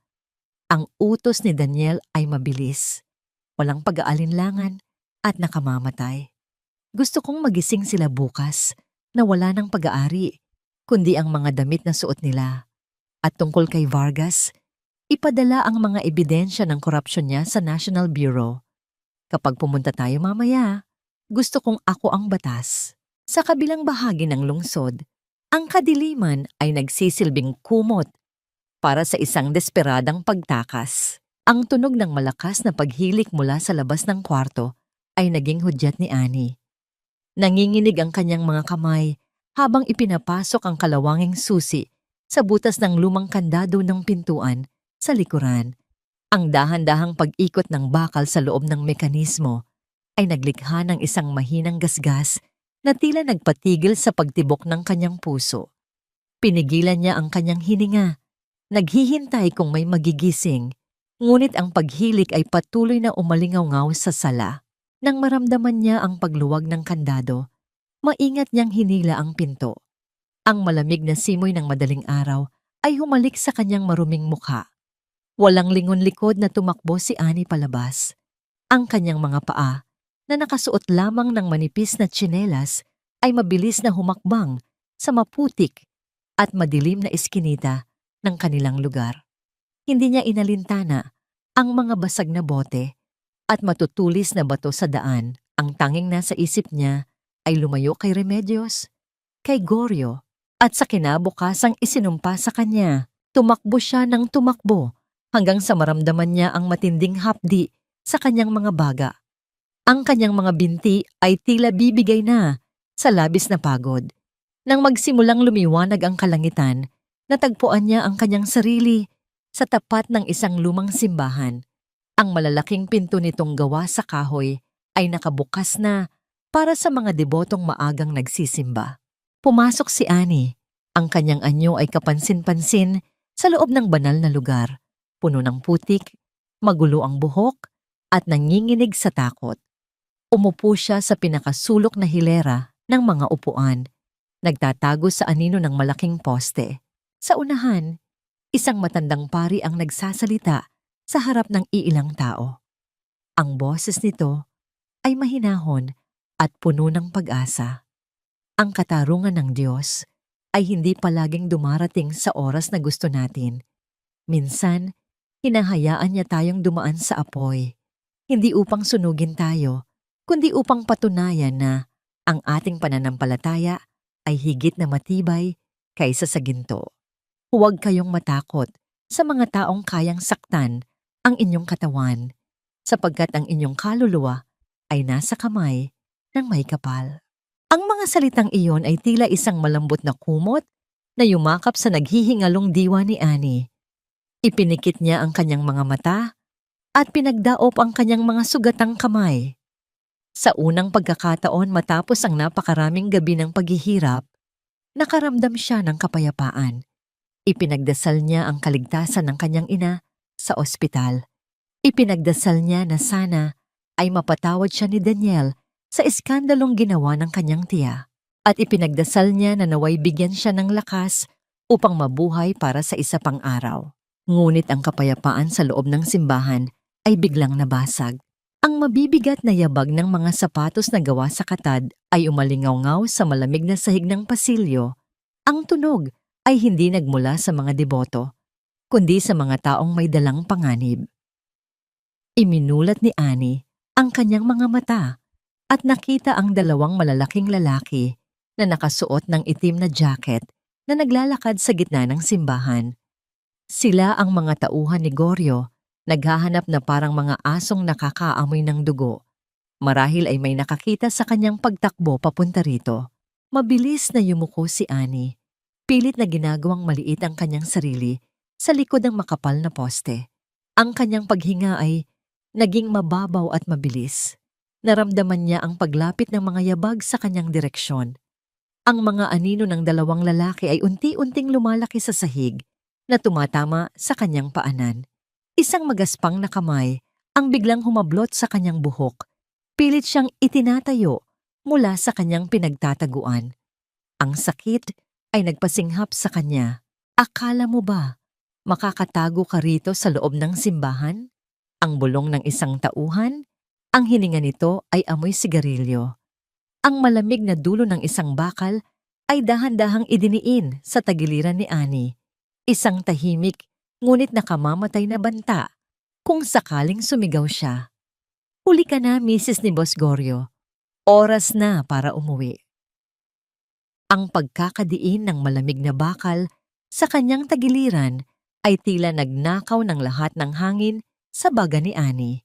Ang kuko ng takot ay bumaon sa kanyang isipan habang pilit siyang hinihila palabas ng simbahan ng dalawang tauhan ni Goryo. Wala siyang magawa.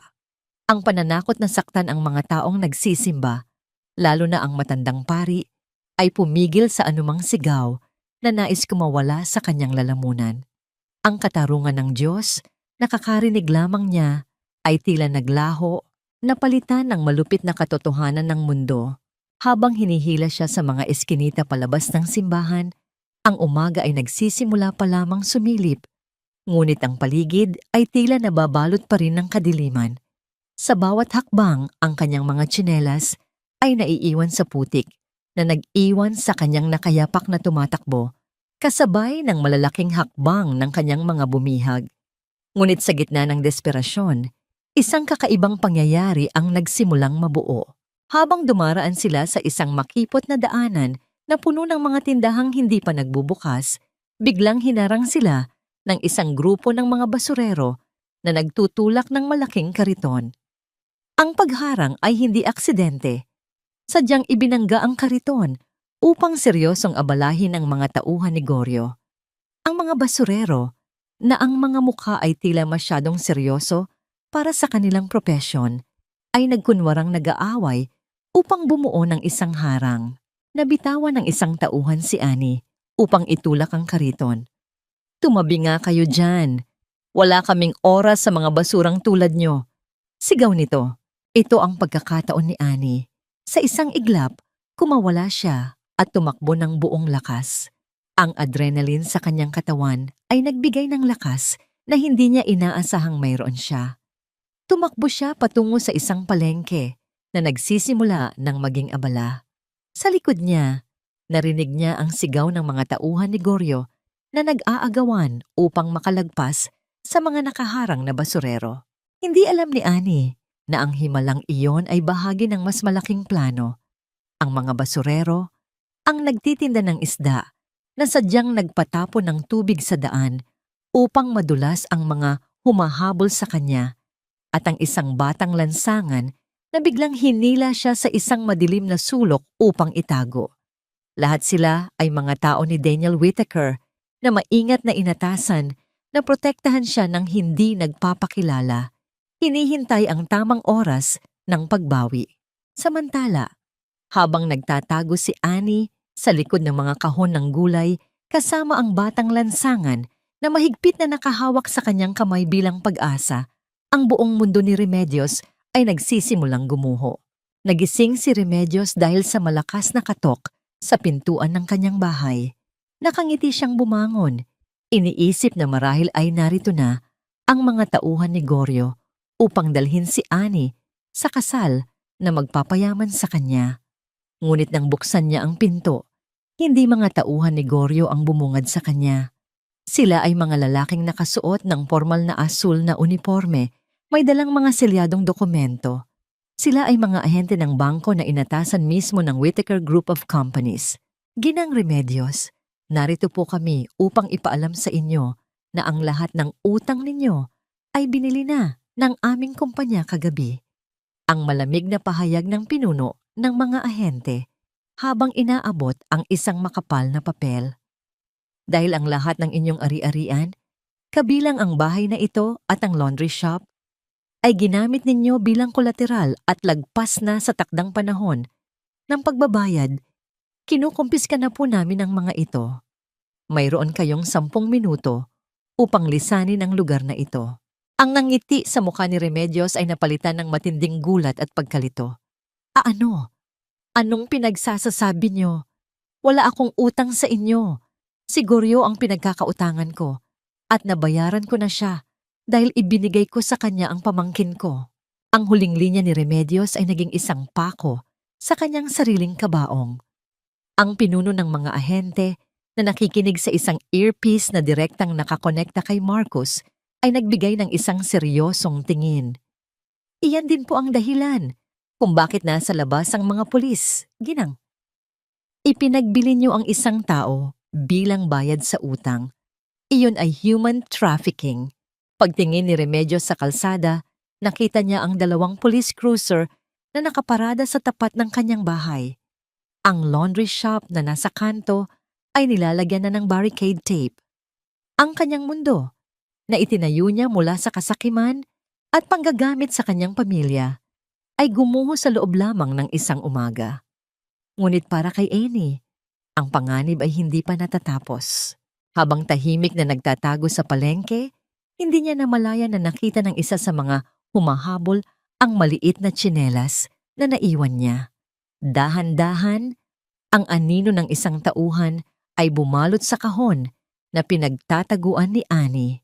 Ang batang lansangan na kasama niya ay biglang napatili nang hablutin ng mga kahon na inilalantad si Annie. Ang dulo ng baril ay direktang nakatutok sa pagitan ng kanyang mga mata. Wala nang harang, wala nang makakapigil. Sabi ko sa'yo, huli ka na. Ang malamig at nakakakilabot na tinig ng tauhan ay pumuno sa pandinig ni Annie habang inihahanda nitong kalabitin ang gatilyo. Ang lamig ng bakal na nakatutok sa noo ni Annie ay tila nagyayelong sumisipsip sa natitirang init ng kanyang katawan. Napatitig siya sa madilim na mata ng baril, isang bilog na butas na tila daanan patungo sa kamatayan. Ang bawat paghinga niya ay naging mabigat at mahapdi sa kanyang lalamunan. Ipinikit niya ang kanyang mga mata at tahimik na ibinulong ang pangalan ng Diyos sa gitna ng matinding takot. Habang sa isipan niya ay umalingaw-ngaw ang boses ng kanyang ina, ang inang hindi na marahil niya muling makikita. Ngunit bago pa man makakalabit ng tauhan ng gatilyo, isang napakabilis na anino ang lumitaw mula sa likuran nito. Isang matigas na bagay ang tumama sa batok ng lalaki na nagdulot ng isang matalim na paghampas. Agad na bumagsak ang tauhan sa semento, nawalan ng malay bago pa nito maunawaan kung ano ang tumama sa kanya. Imulat ni Annie ang kanyang mga mata at nakita si Marcus na nakatayo. Hawak ang isang metal na baton. Ang mukha ni Marcus ay walang ekspresyon, tila sanay na sa mga ganitong klaseng sagupaan. Tumayo ang batang lansangan na kasama ni Annie at tahimik na lumayo na tila bahagi ito ng isang napakagandang choreographed na sayaw na inayos mismo ni Daniel. "Ligtas na po kayo, Miss Annie," mahinahong sabi ni Marcus. Ngunit bago pa makapagpasalamat si Annie, ang lugar ay napuno ng mga armadong tauhan ni Goryo na nagmamadaling pumasok mula sa kabilang kanto ng palengke. Marami sila at armado. Isang puwersang hindi kakayanin ni Marcus nang mag-isa habang pinoprotektahan si Annie. "Tumakbo na kayo! Papunta rito ang boss namin!" Sigaw ng isa sa mga tauhan. Napilitan si Marcus na isama si Annie at umatras. Ngunit ang mga eskinita ng palengke ay tila naging isang malaking bitag. Habang pilit silang naghahanap ng labasan, naramdaman ni Annie ang isang malakas na hila sa kanyang braso mula sa isang anino. Sa kalituhan ng sitwasyon, nahiwalay siya kay Marcus. Ang kadiliman ng palengke ay nagpahulog kay Annie sa kamay ng isa pang pangkat ng mga tauhan ni Goryo. Sa pagkakataong ito, wala nang himala. Mahigpit na itinali ang kanyang mga kamay sa kanyang likuran gamit ang isang matigas na lubid. Ang bawat paggalaw niya ay nagdudulot ng hapdi sa kanyang balat, na tila mga bagong sugat sa ibabaw ng kanyang mga gasgas. Dinala si Annie sa isang lumang mansyon sa labas ng lungsod, ang lugar na nagsisilbing kuta at illegal gambling den ni Mang Goryo. Pagkapasok sa malaking bulwagan, sinalubong siya ng amoy ng tabako at murang alak. Ang paligid ay puno ng usok, at sa gitna ng silid ay nakaupo si Goryo sa isang malaking upuang gawa sa leather. Ang nangiti nito ay puno ng kasamaan, habang pinagmamasdan ang kaawa-awang kalagayan ng dalaga. "Tingnan mo nga naman, ang pambayad sa utang ay dumating na." Ang garalgal na boses ni Goryo ay tila kumakayod sa pandinig ni Annie. "Napakalaki ng ibinayad sa akin ng tiyahin mo, Annie. Kaya sisiguraduhin kong sulit ang bawat sentimo." Pilit na itinaas ni Annie ang kanyang ulo. Ang kanyang mga mata ay nag-aapoy sa kabila ng takot. "Wala kayong karapatan sa akin. Hindi ako pag-aari ng sino man." Tumawa ng malakas si Goryo, isang tunog na yumanig sa buong bulwagan. "Dito sa mundo ko, ang lahat ay may presyo, bata. At ikaw, binili na kita." Sa mga sandaling iyon, ang pinto ng mansyon ay muling bumukas. Iniluwan nito si Remedios na ngayon ay hinihila ng mga pulis. Ang kanyang anyo ay kalunos-lunos, ang kanyang buhok ay magulo, at ang kanyang mukha ay puno ng luha ng desperasyon. Nakikiusap siya habang inihaharap kay Goryo. "Goryo, tulungan mo ako. Kinuha nila ang lahat sa akin. Ang bahay, ang negosyo. Tulungan mo ako. Pakiusap." Ang pagmamakaawa ni Remedios ay tila isang nakakatawang kanta para sa sindikato. Tumingin si Goryo kay Remedios ng may pandidiri. "Bakit naman kita tutulungan? Nakuha ko na ang gusto ko. Wala ka ng silbi sa akin, Remedios." Ang pagtataksil ng sariling kaalyado ay tuluyang dumurog sa huling pag-asa ni Remedios. Napatitig siya kay Annie, ang batang ibinenta niya, na ngayon ay ang tanging nakasaksi sa kanyang pagbagsak. Sa gitna ng tagpong ito, ng kawalan ng pag-asa, nang ang dilim ay tila pinakamakapal, isang hindi inaasahang pangyayari ang yumanig sa mansyon. Biglang namatay ang lahat ng ilaw. Ang malaking bulwagan ay nalubog sa kompletong kadiliman, at ang ingay ng mga makina at bentilador ay huminto. Nagsimulang magkagulo ang mga tauhan ni Goryo. Sino ang pumutol ng kuryente? Sigaw ng sindikato, ang kaba ay nagsimulang gumapang sa kanyang tinig.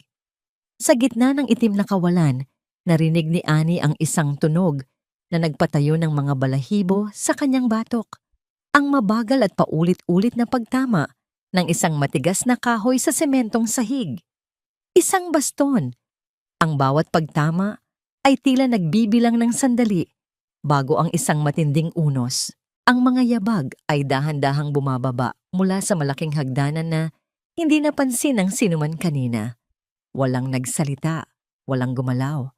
Ang takot ay bumalot sa buong mansyon, tila alam ng lahat na may isang malakas na puwersa ang nakapasok sa kanilang kuta. Ang huling narinig ni Annie bago sumiklab ang ilaw ay ang pagbukas ng malaking pintuan at isang aninong may hawak na baston ang dahan-dahang lumabas mula sa dilim. Ang muling pag-ilaw ng malaking chandelier sa gitna ng bulwagan ay tila isang kidlat na bumasag sa nakakabinging katahimikan ng mansyon. Nang umayos ang paningin ng lahat, mula sa biglaang liwanag, isang eksenang hindi inaasahan ang bumungad sa kanila. Ang buong paligid ay napapalibutan na pala ng mga armadong ahente na nakasuot ng itim, na lahat ay nakatutok ang mga baril sa mga tauhan ni Goryo. Ang mga tiwaling pulis na kasama ng sindikato ay matagal nang nadisarmahan at nakaluhod sa gilid. Ngunit ang sentro ng atensyon ay hindi ang mga armadong tauhan, kundi ang lalaking nakatayo sa pinakagitna, eksaktong nasa pagitan ni Annie at ng upuan ni Goryo. Si Daniel Whittaker ay hindi na ang matandang madungis at mahinang lalaki na nakita ni Remedios sa karinderya. Ngayon, nakasuot siya ng isang mamahaling dark suit na perpektong humuhulma sa kanyang tindig, habang hawak niya ang isang baston na may pilak na ulo ng leon. Ang kanyang mukha ay kasing lamig at kasing talim ng isang espada, at ang kanyang presensya ay sumasakop sa buong silid na tila siya ang Diyos ng katarungan na bumaba mula sa langit upang maningil. Sino ka? Utal na tanong ni Goryo. Ang kanyang katapangan kanina ay tuluyang naglaho. Pilit siyang umatras, ngunit hinarangan siya ng mga ahente ni Daniel. Lumingon si Daniel kay Goryo. Ang kanyang mga mata ay walang nikatiting na awa. Ako ang lalaking nagmamay-ari ng lupang kinatatayuan mo. Ako ang bumili ng bawat negosyong pinagkakakitaan mo. At ako ang lalaking magpapadala sa iyo sa impyerno dahil sinubukan mong angkinin ng isang bagay na mas mahalaga pa sa buhay mo. Bumaling ang paningin ni Daniel kay Remedios na ngayon ay nanginginig sa takot at pagkabigla habang nakaluhod sa sahig. Namutla ang tiya nang mapagtanto niya kung sino ang kaharap niya. Ang matandang inalipusta niya, ang tinawag niyang palamunin, ay ang pinakamakapangyarihang bilyonaryo sa bansa, ang lalaking nagwasak ng kanyang buong buhay sa loob lamang ng isang gabi. Ikaw yung... Hindi matapos ni Remedios ang kanyang sasabihin dahil sa labis na panginginig ng kanyang mga labi. Ako nga. Remedios. Sagot ni Daniel, ang kanyang tinig ay malamig na parang yelo. Ang matandang pabigat na sinabihan mong walang kwenta. Sinabi ko sa iyo na ang bawat patak ng luha ni Annie ay may katumbas na kabayaran. Ngayon, siningil ko na ang utang. Hindi na pinansin ni Daniel ang pagmamakaawa ni Goryo at Remedios. Mabibigat ang kanyang hakbang habang lumalapit sa kinaroroonan ni Annie. Nakita niya ang pamumutla ng dalaga, ang mga gasgas sa kanyang mukha, at ang mahigpit na pagkakagapos ng kanyang mga kamay. Naramdaman ni Daniel ang matinding kurot sa kanyang puso. Dahan-dahan, sa harap ng lahat ng tao, niluhuran ni Daniel Whittaker ang maputik na sahig ng mansyon. Hinawakan niya ng maingat ang magkabilang balikat ni Annie. Patawarin mo ako at nahuli ako, iha. Malambing na bulong niya. Isang tono na eksklusibong inilaan lamang para sa dalaga. Kinuha niya mula sa kanyang bulsa ang isang maliit na patalim at maingat na pinutol ang makapal na lubid na nakagapos sa mga kamay ni Annie. Nang makawala ang kanyang mga kamay, hindi napigilan ni Annie ang pagbuhos ng kanyang mga luha. Ang lahat ng pagod, takot, at sakit na kanyang tiniis ay tila naubos nang maramdaman niya ang init ng pagprotekta ng lalaking minsan niyang iniligtas. Ang mundo niya na matagal nang puno ng kalupitan ay biglang nagkaroon ng isang malakas at ligtas na pader. Nang mapansin ni Daniel na walang sapatos si Annie at puro sugat ang kanyang mga paa mula sa pagtakbo, kinuha niya ang kanyang mamahaling panyo mula sa kanyang bulsa. Dahan-dahan niyang pinunasan ang putik at dugo sa mga paa ng dalaga. Ang eksenang ito, ang isang bilyonaryong nagpupunas ng paa ng isang mahirap na batang babae, ay nagpatahimik sa lahat ng naroon. Ito ay hindi lamang pagbabalik ng utang na loob. Ito ay ang sukdulan ng paggalang at pagmamahal ng isang ama. Simula sa araw na ito, inanunsyo ni Daniel nang malakas habang inaalalayan si Annie na tumayo. Sino man ang manakit, magsalita ng masama, o tumingin ng may pag-alipusta sa batang ito, ay makakaharap ang buong puwersa ng Whittaker Empire. Tumingin siya kay Marcus at nagbigay ng isang mahinang tango. Agad na kumilos ang mga ahente. Pinusasan si Gregorio at Remedios upang dalhin sa mga naghihintay na awtoridad sa labas. Maawa ka, Annie. Pamangkin kita. Dugo at laman mo ako. Sigaw ni Remedios habang hinihila siya palabas. Ang kanyang boses ay umaalingaw-ngaw sa bulwagan, isang nakakaawang pagtatapos para sa isang babaeng naghari sa kalupitan. Tumingin si Annie sa kanyang tiya, ngunit wala nang galit sa kanyang mga mata. Tanging isang malalim na kalungkutan para sa isang taong pinili ang kasakiman kaysa sa pagmamahal. Humarap siya kay Daniel at sa unang pagkakataon, nakaramdam siya ng tunay na kaligtasan. Handa ka na bang umuwi, Annie? Tanong ni Daniel. Ang kanyang nangiti ay kasing init ng araw pagkatapos ng mahabang bagyo. At sa pagkakataong ito, ang salitang umuwi ay hindi nangangahulugan ng pagbabalik sa isang bahay ng paghihirap, kundi ang simula ng isang tunay na tahanan. Ang mga sirena ng pulisya ay tila isang malakas na awit ng tagumpay na bumasag sa katahimikan ng gabi sa labas ng mansyon. Sa bawat kislap ng pula at asul na ilaw, ang mukha ni Remedios ay lalong nagmumukhang kaawa-awa. Ang kanyang mga kamay na dati sanay na humampas gamit ang sinturon at magnakaw ng alahas, ngayon ay mahigpit na nakagapos ng posas. Ang magagarang damit na binili niya mula sa perang ninakaw niya kay Annie ay nabalot ng dumi at putik habang pinipilit siyang isakay sa loob ng police car. Nakatayo si Annie sa tabi ng itim na sasakyan ni Daniel, pinagmamasdan ng eksena. Nararamdaman niya ang malamig na hangin na dumadampi sa kanyang balat, ngunit ang init ng mamahaling coat ni Daniel na nakabalot sa kanyang balikat ay nagbibigay ng kakaibang ginhawa. Ito ang unang pagkakataon sa buong buhay niya na nakita niya ang kanyang tita na walang kapangyarihan. Bago pa man maisara ang pinto ng sasakyan ng pulis, napatingin si Remedios kay Annie. Ang kanyang mga mata ay nanlalaki, puno ng matinding desperasyon. Pilit siyang kumawala sa mga pulis at humarap sa direksyon ni Annie. Annie, pakiusap! Tulungan mo ako! Ang kanyang boses ay nanginginig, basag na basag. Alam kong naging masama ako sa iyo, pero pamilya pa rin tayo. Huwag mo akong hayaang mabulok sa kulungan. Tulungan mo ako na kausapin ang lalaking yan. Bilyonaryo siya. Kaya niyang ayusin ito. Ang mga salitang ito ay tila isang lumang sirang plaka para kay Annie. Ang salitang pamilya ay matagal nang nawalan ng kahulugan mula sa bibig ni Remedios. Naisip niya ang mga gabing umiyak siya sa gutom, ang mga hapdi ng paso sa laundry shop, at ang mukha ng kanyang inang nag-aagaw buhay habang kinukuha ng tiya niya ang singsing nito. Huminga ng malalim si Annie. Dahan-dahan siyang naglakad papalapit kay Remedios. Ang mga pulis ay huminto ng saglit nang makita nila ang paglapit ng dalaga. na tila binibigyan siya ng pagkakataon na ibigay ang huling hatol. Tita! Nagsimula si Annie.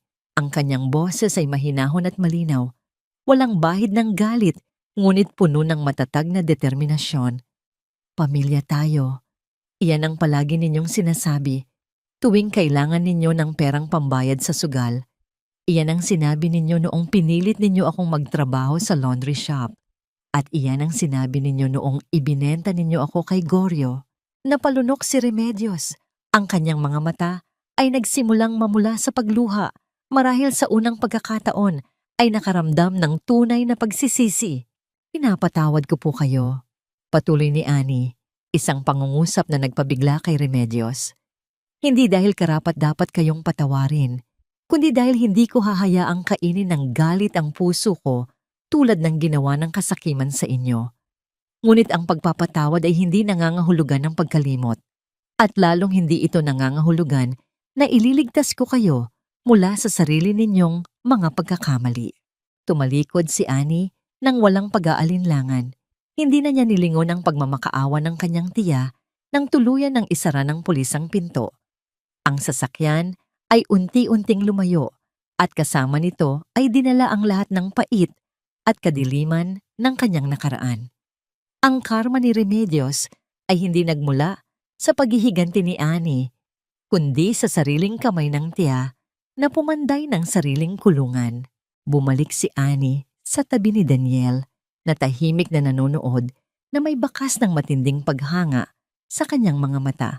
Ang pagpili ni Annie na magpatawad kaysa maghiganti ay nagpatunay lamang na tama ang desisyon ni Daniel na ibigay ang kanyang buhay at yaman sa batang ito. Isang matapang na hakbang, Annie. Mas matapang pa sa kahit na anong nakita ko sa buong buhay ko sa negosyo. Mahinahong sabi ni Daniel habang inaalalayan niya itong makapasok sa loob ng sasakyan. Pagkasakay nila, umandar ang sasakyan papalayo sa magulong gabi. Sa gitna ng tahimik na biyahe, may ibinigay si Daniel kay Annie. Isa itong maliit na kahon na nababalot ng pelus. Matagal kong hinanap ang taong karapat-dapat na magsuot nito. Panimula ni Daniel. At nang iwan ko ang singsing na yon sa palad mo sa istasyon, alam ko na ang sagot. Dahan-dahang binuksan ni Annie ang kahon. Sa loob nito ay ang gintong singsing na kinuha ni Remedios mula sa kanyang ina sa ospital. Nanlaki ang mga mata ni Annie at agad na umapaw ang kanyang mga luha. Nabili pala ito ni Daniel nang kumpiskahin niya ang mga ari-arian ni Remedios. Ang muling paghawak niya sa singsing ng kanyang ama ay tila pagbalik ng isang nawalang piraso ng kanyang kaluluwa. Pero may isa pa akong sorpresa para sa iyo, Annie. Dagdag ni Daniel, ang kanyang nangiti ay mas naging malalim at puno ng emosyon. Saan mo gustong pumunta? Sa ospital po. Gusto ko pong makita ang nanay ko. Mabilis na sagot ni Annie. Ang kanyang pag-aalala ay muling namutawi. Umiling si Daniel. Wala na siya sa pampublikong ospital na yon, iha. Inilipat na natin siya kanina, pang madaling araw sa pinakamagandang pribadong ospital sa buong Asya, kasama ang mga pinakamagaling na espesyalista. At pagkatapos niyang gumaling, isang bagong bahay ang naghihintay sa inyong dalawa. Kung papayag ka na maging bahagi ng pamilya ko. Napatitig si Annie kay Daniel. Ang inalok sa kanya ay hindi lamang pera o scholarship. Inalok sa kanya ang isang pamilya. Ang pag-iyak ni Annie ngayon ay hindi na dahil sa sakit, kundi dahil sa isang kaligayahang hindi niya akalaing mararanasan niya. Ang gabi ay tuluyan ng natapos at ang araw ay dahan-dahang sumisikat. Nagdadala ng bagong liwanag na pilit tinakpan ng kahirapan, ngunit hindi kailanman napatay ng dilim. Ang sikat ng araw na pumapasok sa malaking bintana ng pribadong silid sa ospital ay hindi na tulad ng dati. Wala na ang nakasusulasok na amoy ng murang gamot at ang madilim na pasilyo ng pampublikong pasilidad. Ang silid na ito ay tahimik, napapaligiran ng mga makabagong kagamitan na may mahinahon at regular na tunog na tila isang banayad na kanta na nagpapanatili sa kapanatagan ng buhay ni Nanay Elena. Nakaupo si Annie sa gilid ng kama. Ang kanyang mga kamay ay mahigpit na nakahawak sa kamay ng kanyang ina. Ang balat ni Elena ay nagsisimula nang magkaroon ng kulay, malayo sa maputla at naghihingalong anyo nito noong nakaraang linggo. Nang dahan-dahang idilat ni Elena ang kanyang mga mata, ang unang nakita niya ay ang kanyang anak. Malinis, suot ang isang disenteng damit at may ngiting puno ng pag-asa. Ani, anak, mahinang bulong ni Elena. Ang kanyang boses ay paos, ngunit may dalang walang katulad na init. Nasaan tayo? Ang huling alaala ko. Ang tiya mo. Wala na po si Tita Nay. Ligtas na po tayo. Dahan-dahang inilagay ni Annie ang gintong sing-sing sa daliri ng kanyang ina. Ang pagkakita ni Elena sa kanyang huling alaala ng kanyang yumaong asawa ay nagpabuhos ng kanyang mga luha. Ibinalik po ito ng isang napakabuting tao, ang taong niligtas ko sa istasyon. Eksakto sa sandaling iyon, bumukas ang pinto at pumasok si Daniel. Kasunod si Marcus. Ang tindig ni Daniel ay puno pa rin ng awtoridad, ngunit nang makita niya ang mag-ina, ang kanyang mukha ay lumambot. Lumapit siya sa kama at bahagyang yumukod bilang paggalang kay Elena. Magandang araw, Ginang Elena. Ako si Daniel Whittaker, pagpapakilala ng bilyonaryo. Ang anak ninyo ang nagligtas sa aking buhay noong gabing iniwan ako ng lahat. Ang kabutihan ng kanyang puso ang dahilan kung bakit ako nakatayo rito ngayon. Naiyak si Elena sa labis na pasasalamat. Salamat po, sir. Salamat sa pagliligtas sa anak ko mula sa kapatid ko. Walang anuman, Ginang. Sa katunayan, ako ang may malaking utang sa inyo dahil nagpalaki kayo ng isang anak na may gintong puso. Sagot ni Daniel, at pagkatapos ay tumingin siya kay Annie nang may malalim na pagmamahal ng isang ama. Kung papayagan ninyo, nais ko sanang maging bahagi ng buhay ni Annie bilang kanyang pangalawang ama. Nais kong ibigay sa kanya ang lahat ng suporta na nararapat para sa isang natatanging dalagang tulad niya. Ang pag-apruba ni Elena ay sapat na upang tuluyang mabura ang huling tinik sa puso ni Annie. Ang pangarap na tila isang malayong bituin ay hawak na niya ngayon. Makalipas ang ilang buwan, sumapit ang unang araw ni Annie sa prestihiyosong unibersidad. Nakatayo siya sa harap ng malaking arko ng paaralan. Suot ang kanyang bagong uniforme na walang punit at walang dumi. Sa kanyang leeg ay nakasabit ang isang simpleng gintong necklace na may pendant na hugis leon, isang regalo mula kay Daniel bago siya pumasok. Ang bawat hakbang niya sa loob ng campus ay hindi na puno ng takot o hiya. Ang mga tao sa paligid niya ay hindi na tumitingin nang may pag-alipusta. Nakikita nila ang isang matatag at matalinong dalaga na handang harapin ang mundo. Bago magsimula ang kanyang unang klase, nagpasya si Annie na pumunta sa isang pamilyar na lugar. Sumakay siya ng tren at bumaba sa lumang istasyon kung saan nagsimula ang lahat. Ang istasyon ay pareho pa rin, maingay, abala, at puno ng mga taong nagmamadaling makauwi. Ngunit para kay Annie, ang bawat sulok ng lugar na ito ay may dalang kwento ng pag-asa. Lumapit siya sa parehong bangko kung saan bumagsak si Daniel. Dahan-dahan niyang inilapag ang isang puting rosas sa ibabaw ng malamig na kahoy. Ang rosas na ito ay simbolo ng kanyang pasasalamat, hindi lamang dahil sa yaman na natanggap niya, kundi dahil sa pagpapatunay ng tadhana na ang kabutihan ay may sariling paraan ng pagbabalik. Salamat po sa pagtuturo sa akin na huwag sumuko. Bulong ni Annie sa hangin, habang ang tunog ng paparating na tren ay nagdala ng isang banayad na simoy na humalik sa kanyang pisngi. Nang hapon ding iyon, umuwi si Annie sa bagong bahay na inihanda ni Daniel para sa kanila ng kanyang ina. Isang magandang tahanan na may malawak na hardin na puno ng mga bulaklak. Pagpasok niya sa sala, nakita niya si Daniel na nakaupo, nagbabasa ng dyaryo habang ang kanyang ina ay masayang naghahanda ng merienda sa kusina. Ang amoy ng mainit na pandesal at tsokolate ay pumuno sa bahay. Ang amoy ng isang tunay na pamilya. Nang marinig ni Daniel ang kanyang mga hakbang, ibinaba nito ang dyaryo at ngumiti. Kumusta ang unang araw sa unibersidad, anak? Napatigil si Annie. Ang salitang anak ay nagdulot ng isang matinding init sa kanyang dibdib. Lumapit siya kay Daniel at walang pag-aalinlangan. Niyakap niya ang matandang lalaki ng napakahigpit. Napakaganda po, Papa. Maraming salamat po. Bulong ni Annie habang ang kanyang mukha ay nakasandig sa balikat ni Daniel. Naramdaman ni Annie ang bahagyang panginginig ng mga balikat ni Daniel at ang pagpatak ng isang mainit na luha ng matanda sa kanyang buhok. Ang isang bilyonaryong itinuturing na leon sa mundo ng negosyo ay tuluyan ng natalo ng pagmamahal ng isang anak. Ang bagong bukas ay hindi lamang nagsimula para kay Annie. Ito rin ang simula ng paghilom ng isang matandang pusong matagal nang nangulila sa isang tunay na tahanan.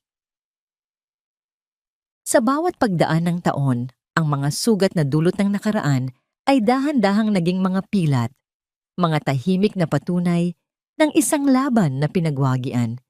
Si Annie ay hindi na ang batang babaeng nakadapa sa putikan, umiiyak dahil sa kawalang katarungan. Siya ngayon ay si Dr. Annie Whitaker, isang kinikilalang doktor sa parehong ospital kung saan muntik nang mawalan ng buhay ang kanyang ina. Ang kanyang pangalan ay hindi lamang kilala dahil sa yaman ng kanyang amang-amahan, kundi dahil sa kanyang walang sawang pagtulong sa mga mahihirap na pasyenteng walang pambayad sa pagpapagamot. Si Remedios, sa kabilang banda, ay nananatili sa loob ng malamig na rehas. Hindi sinubukan ni Annie na bawasan ang sentensya ng kanyang tiya. Sa halip na maghiganti, ipinagkaloob ni Annie ang kapatawaran sa pamamagitan ng hindi pagtatanim ng galit. Ngunit hinayaan niyang ang batas at ang tadhana ang magbigay ng kaukulang parusa. Para kay Annie, ang tunay na katarungan ay hindi ang pagpaparusa sa mga taong nanakit sa atin, kundi ang hindi pagpayag na saktan nila tayong muli. Natagpuan ng pamilya ang kanilang inaasam na kapayapaan. Si Nanay Elena ay masiglang nag-aalaga ng mga halaman sa kanilang malawak na hardin, malayo sa stress at pagod na dating umuubos sa kanyang kalusugan. At si Daniel Whitaker, ang bilyonaryong matagal na namuhay sa kadiliman ng pagiging mag-isa, ay nakahanap ng liwanag sa pag-ibig ng isang pamilya. Ang pagtayo niya sa tabi ni Annie nang kunin nito ang kanyang diploma ay ang pinakamalaking yaman na naiuwi niya sa kanyang buong buhay. Ang kwento ni Annie ay isang malinaw na salamin na nagpapakita na ang kabutihan ay hindi kailanman talo. Sa isang mundong madalas diktahan ng pera at kapangyarihan, ang isang simpleng gawa ng pagmamalasakit ay maaaring maging susi upang buksan ang mga pinto ng himala. Ang bawat luhang tumulo sa lupa ay dinidiligan ng binhi ng pag-asa na sa tamang panahon ay mamumunga ng kaligayahang hindi mananakaw ng sinuman. Ang kabutihan ay hindi nasusukat sa kung ano ang maibabalik nito sa iyo, kundi sa kung paano nito kayang baguhin ang daloy ng tadhana. At habang nakatayo si Annie sa bubong ng ospital, pinagmamasdan ang unti-unting paglubog ng araw na nagkukulay ginto sa kalangitan ng Maynila. Hinawakan niya ang gintong kwintas na may hugis leon. Ngumiti siya ng matamis, batid na ang bawat sakripisyo, bawat pait at bawat laban ay naging tulay patungo sa isang buhay na punong-puno ng pag-ibig at kaliwanagan.